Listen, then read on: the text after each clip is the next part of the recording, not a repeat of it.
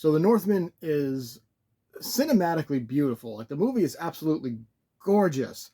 It's very, very well acted from Alexander Skarsgard, Anya Taylor-Joy. Just everybody involved is great. It's very well written, but it's just, I don't know, it's just so incredibly slow. The movie's a little over 2 hours long, and you you feel it, man. Like, the movie drags, and it's very unfortunate because the scope of this movie is epic, but it's just, I don't know. I found myself a few times. I honestly found myself falling asleep, even during the final big battle between the villain and the good guy, or maybe they're both villains. Who the fuck knows at this point? The final battle was also just boring. So the Pentaverate is based solely on the fact that the name the Pentaverate as a conspiracy was mentioned once in the 1993 Mike Myers movie, So I Married an Axe Murderer. So they took a conversation in the movie and turned it into a 6-episode show. You know, it only took 29 years to develop it, but Mike Myers stars and plays probably a good 90% of the characters, and he is fantastic. It kind of reminded me how good Myers can be in a role, in multiple roles. But as a whole, while it is a little funny, it has its funny moments and a random Shrek appearance out of completely nowhere, the show is really, really dumb. So picture a zombie apocalypse, but it mostly takes place inside of a high school, so there is teen drama everywhere. Who likes who? Who has more money? Who's poor? Who's on welfare?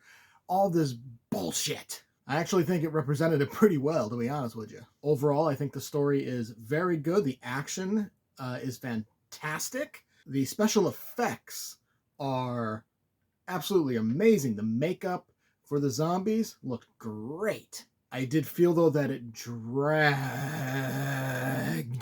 at times because there's 12 episodes and they range between 50 minutes to over an hour.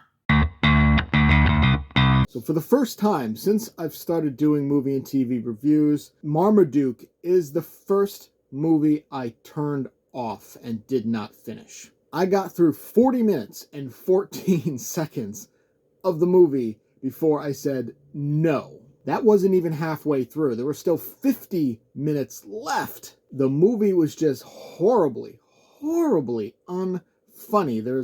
There's scenes where Marmaduke is being trained by a world-class dog trainer, and it's not really training, it's more animal abuse. And Pete Davidson is the fucking voice of Marmaduke for some reason, and he is just horrid.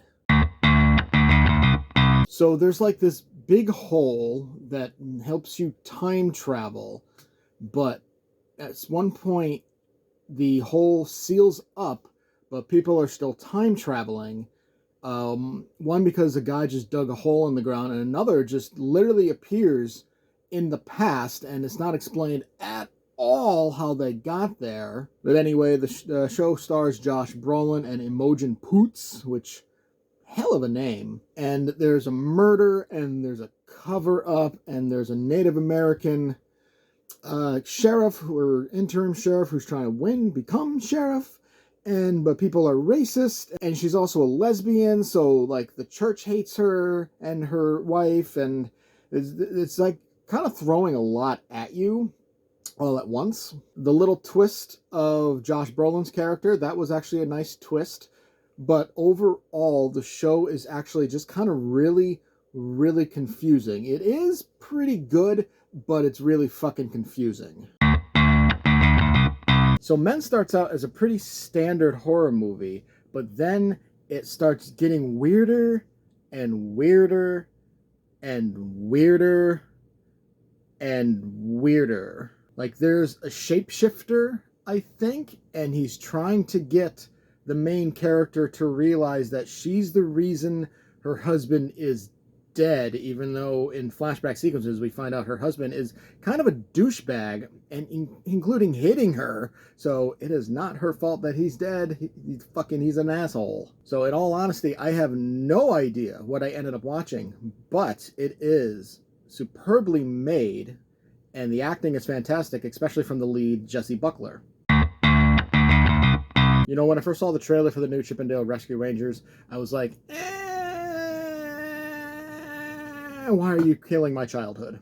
But upon seeing the movie, I was actually pleasantly surprised. You know, I kind of see it as a modern day Who Framed Roger Rabbit. It even features a brief cameo by Roger Rabbit, which was actually pretty cool. And speaking of cameos, they are all over the place in this movie. From Disney characters, obviously, it's a Disney movie, but it's He-Man and Skeletor.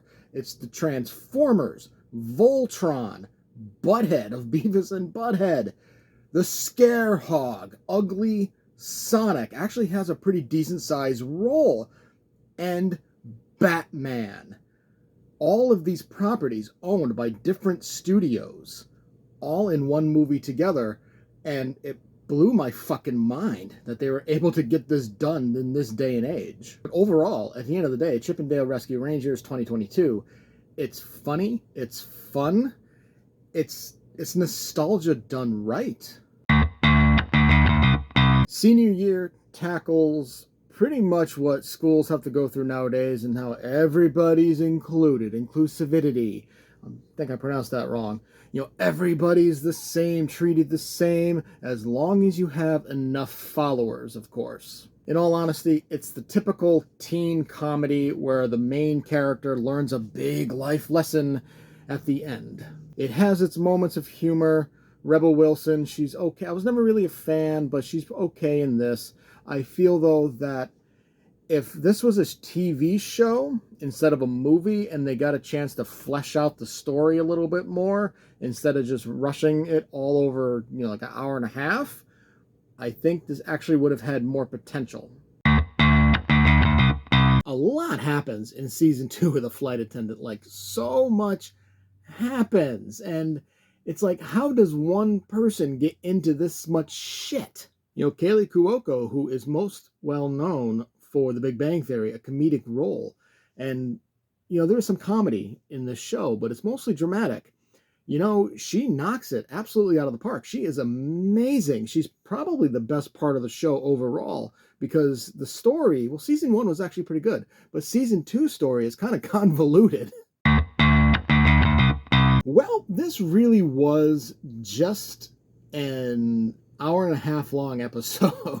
3 episodes in one, really. That's all this was. But Bob's Burgers the movie is actually pretty funny. I was not expecting it to actually be good, but it's actually pretty good. It's not amazing, but it's passable. Did you enjoy the review? Make sure to hit that like button and subscribe to get notified when more reviews go live. Feel free to leave a comment to discuss your thoughts on the movie or show, and I will see you next time.